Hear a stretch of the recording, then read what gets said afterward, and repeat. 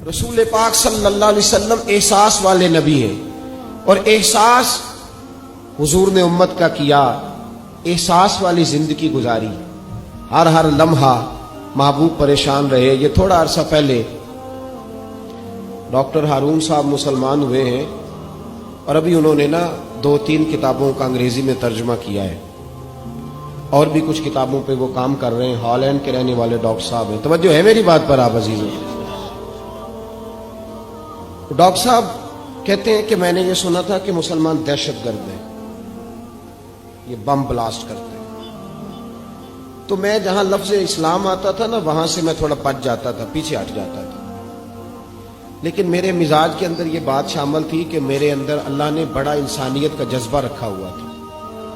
تو میں ایک تنظیم قائم کر رہا تھا، میرا خیال تھا کہ ایک ایسی جماعت بناؤں کہ جو پوری دنیا کے اندر اسلام، توجہ ہے میرے عزیزوں کی، کہتے میرا خیال تھا ایسی جماعت قائم کروں کہ جو پوری دنیا میں لوگوں کی خدمت کرے اور بغیر امتیاز کے کرے، اسلام والوں کی بھی اور غیر مسلموں کی بھی۔ لیکن مجھے بڑا دھچکا رہتا تھا کہ مسلمان سخت گیر قوم ہے۔ میں نے بہت ساری جماعتوں کا منشور اور دستور منگایا، اور میں نے کہا میں اپنی جماعت کا دستور لکھوں گا تو پہلے ذرا سارا میں مطالعہ کر لوں۔ ڈاکٹروں کا ٹیبل ہوتا ہے، اس کے اوپر شیشہ لگا ہوتا ہے، نیچے وہ جو چیز ضروری ہوتی ہے وہ رکھ لیتے۔ کہتے ایک مصر کے مولانا صاحب آئے ہوئے تھے ہالینڈ کے دورے پر، اچھی انگریزی جانتے تھے، تو کسی وجہ سے علیل ہو گئے۔ میرے پاس وہ آئے اور انہوں نے دیکھا کہ میں انسانی حقوق پر کچھ لکھ رہا ہوں، کام کر رہا ہوں، تو وہ دیکھ کر کے مجھے کہنے لگے کہ ڈاکٹر صاحب آپ کوئی تنظیم قائم کر رہے ہیں؟ میں نے کہا ہاں۔ کہ تم نے ہلکا سا ٹچ دیا، زور نہیں دیا، اور ویسے بھی جو ہلکی بات ہوتی ہے وہ ذرا دل میں جلدی بیٹھ جاتی ہے۔ کہتے ہیں ہلکا سا ٹچ دیا، کہنے لگے اگر کبھی موقع ملے تو میرے نبی پاک کی بھی سیرت پڑھ کے دیکھیں، بس ہلکی سی بات، اور وہ جملہ چھوڑ گئے۔ اعلیٰ حضرت فاضل بریلوی علیہ رحمہ نے لکھا ہے ضروری نہیں کہ تم جو کہہ رہے ہو وہ منوا کے اٹھو، لیکن میسج ضرور چھوڑ دیا کرو۔ جب انسان کے ذہن میں بات ہوتی ہے یہاں سٹاک ہوتا ہے جب بات کا، تو جب وہ کام کرنے لگتا ہے تو ایک دفعہ وہ بات سامنے ضرور آتی ہے۔ کہہ دیا کرو۔ انہوں نے کہہ دیا کہ ڈاکٹر صاحب ایک دفعہ حضور کی سیرت بھی پڑھ لیں۔ کہتے ہیں میرے ذہن میں بات بیٹھ گئی، مصروف آدمی تھا، زیادہ تو نہیں میں مطالعہ کر سکتا تھا، لیکن میں ایک دن 10 منٹ گھر میں ملے تھے تو میں کمپیوٹر پہ بیٹھا، اور میں نے کہا کہ انگریزی میں جو کتابیں حضور سید عالم صلی اللہ علیہ وسلم کی سیرت کی ہیں ان کو ذرا دیکھتا ہوں۔ تو فرماتے ہیں کہ میں نے نیٹ پہ سرچ کیا، پہلی حدیث آئی اور میں کلمہ پڑھ کے مسلمان ہو گیا۔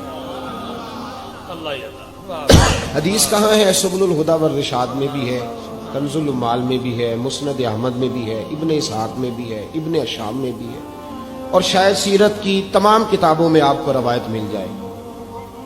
نبی پاک صلی اللہ تعالی علیہ وسلم کی حدیث اور روایت کرتے ہیں حضرت سلمان فارسی رضی اللہ تعالی عنہ،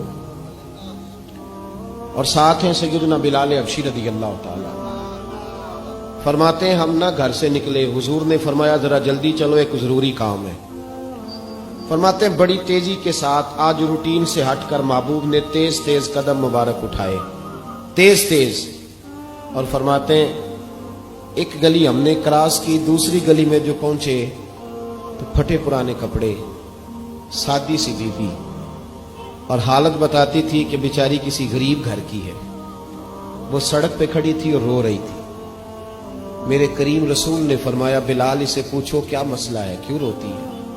تو حضرت سلمان عرض کرتے ہیں میں نے کہا حضور میں پوچھ لیتا ہوں، آپ جائیے، کام بڑا ضروری ہے جو نکلیں، میں معلومات کرتا ہوں۔ تو محبوب نے فرمایا نہیں، اس کے آنسو پوچھنے سے ضروری کوئی کام بھی نہیں، پہلے اس کی داد رسی ہوگی، اسے پہلے پوچھا جائے گا۔ روتے نہیں رہتے لوگ گھروں میں، لوگ گزر نہیں جاتے چپ کر کے؟ کتنے لوگ تڑپتے، کون احساس کرتا ہے؟ نبی پاک سید عالم صلی اللہ علیہ وسلم رکے اور اس خاتون سے پوچھا کیا بات ہے؟ اس نے کہا کہ بات کوئی بھی نہیں، میرا ایک ہی موٹا سا مسئلہ ہے۔ کہا وہ کیا؟ کہنے لگی میں غریب ہوں، اور غریبی بذات خود بہت بڑا گناہ ہوتی ہے، لوگ بڑا جرم سمجھتے ہیں اس کو، بذات خود میں نے شروع میں کہا نا کہ مذہبی سٹیج کی بھی صدارت غریب آدمی نہیں کر سکتا، کیونکہ غریب جو ہوا جد کول دتھی ہونی انہیں نیڑے بہنا ہے نا جی، جد کول نہیں انہیں تو پیچھے جا کے بہنا اینڈ تے کول کہڑا دتھی ہے۔ اس سٹیج پہ بھی غریب آدمی کی صدارت نہیں ممکن ہو ہی نہیں سکتا۔ میرے رسول پاک سید عالم صلی اللہ تعالی علیہ وآلہ وسلم نے فرمایا پہلے اسے پوچھو کیا مسئلہ ہے۔ وہ کہنے لگی میں غریب ہوں، بوڑھی ہو گئی ہوں، ساری زندگی غلامی میں گزاری ہے، تیل لینے آئی تھی 5 دینار کا، بوتل میں تیل بھروایا ہے، اور اب بوڑھی ہوں نا تو کمر درد کرتی ہے، پیر پیچھے موڑا ہے تو میں گری ہوں، تیل زمین پی گئی ہے، اب زمین تو واپس نہیں کرتی، لیکن واپس جاؤں گی تو ایک یہودی عورت کی ملازمہ ہوں، وہ درے سے مارے گی، کھال ادھیڑ دے گی، میں بڑی پریشان ہوں، اب نہیں مار کھائی جاتی، ہڈیاں بوڑھی ہیں، قربان جاؤں۔ حضرت بلال کو حضور نے حکم دیا، فرمایا دوڑ کے گھر جا 5 دینار لا۔ فرماتے ہیں 5 دینار لائے، تیل خرید کے دیا، وہ پھر رونے لگی۔ فرمایا آپ کیوں روتی ہے؟ اس نے کہا بتایا نا غریب ہوں، غریب کا جرم کوئی نہیں ہوتا لیکن پیس دیا جاتا ہے، پھر بھی مار تو اب بھی پڑے گی، اب کیوں پڑے گی؟ تو عرض کرنے لگی محبوبہ مار اس لیے پڑے گی کہ دیر سے کیوں آئی ہے۔ تو میرے کریم رسول اور وہ بی بی حضور ابھی آئے ہیں مدینہ طیبہ، امام یوسف صالحی فرماتے ابھی آئے تھے حضور، سبل الہدی والرشاد کے مصنف کہتے ابھی آئے تھے نبی پاک، وہ جانتی بھی نہیں تھی۔ تو سید عالم صلی اللہ تعالی علیہ وسلم نے فرمایا اچھا مار پڑے گی؟ کہا ہاں۔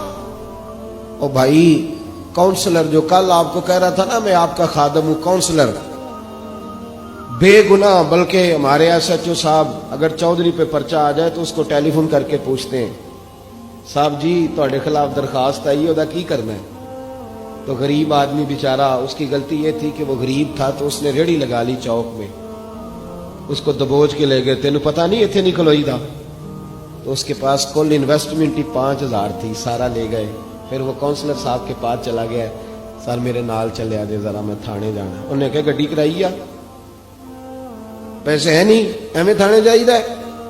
اب وہ گاڑی لایا ہے، پتہ نہیں کہاں سے لایا ہے، تھانے پہنچا ہے، اور یہ ہے ہمارا حال کہ وہ SHO بھی بیٹھا ہے کرسی پہ اور کونسلر بھی کرسی پہ بیٹھا اور وہ غریب پیروں میں بیٹھا ہے اور ہاتھ باندھ کے کہہ رہا میری ریڑھی دے چھڈو، میریاں 4 دھیاں نے تو میں شامی کھانا کھڑنا ہے۔ کدھر گیا امت کا وہ ذوق؟ ساری زندگی نعتیں سننے والوں بتاؤ تو صحیح نعت نے تاثیر کیا دی ہے روح؟ اگر ابھی بھی گھاڑی غریب کے پاس کھڑی نہیں ہوتی تو پھر کیا اثر ہوا ساری زندگی نعت سننے کا؟ میرے مصطفیٰ کریم سید عالم صلی اللہ تعالی علیہ وسلم نے فرمایا اس خاتون سے یہاں کونسلر ساتھ نہیں جاتا، کہتا ہے کر دیا ٹیلی فون، سویرے 9 بجے پہنچ جانا۔ پر کائنات کی سب سے معزز شخصیت حضرت سیدنا بلال حبشی رضی اللہ تعالیٰ عنہ فرماتے ہیں میرے نبی پاک نے فرمایا بی بی چل میں تیرے ساتھ چلتا ہوں، گویا اللہ کی ساری رحمتیں اس کے ساتھ ساتھ چلنے لگی۔ اور آگے آگے نہیں، ساری کتابیں پڑھ لو، وہ پھٹے پرانے کپڑوں والی بی بی آگے آگے اور اللہ کے کریم رسول پیچھے پیچھے، ساری گلیاں اس نے پھرائی، مدینے کی صحرا آ گیا، ایک دروازے پہ دستک دی، سے مالکن آئی، وہ بی بی بعد میں کہتی ہے میں بھی بڑی ڈاڈی تھی، طاقت ہی نہیں تھی میرے سامنے کو کھڑا ہو سکے، لیکن جب میں باہر نکلی تو میں نے نور کے حالے میں لپٹی ہوئی ایک عظیم ہستی کو دیکھا۔ فرماتے محبوب کے گورے چٹے رنگ کے اوپر کالی زلفیں اور محبوب پاک کی مقدس آنکھیں جب تک بات کرتے رہے نظریں زمین پہ جھکی رہی۔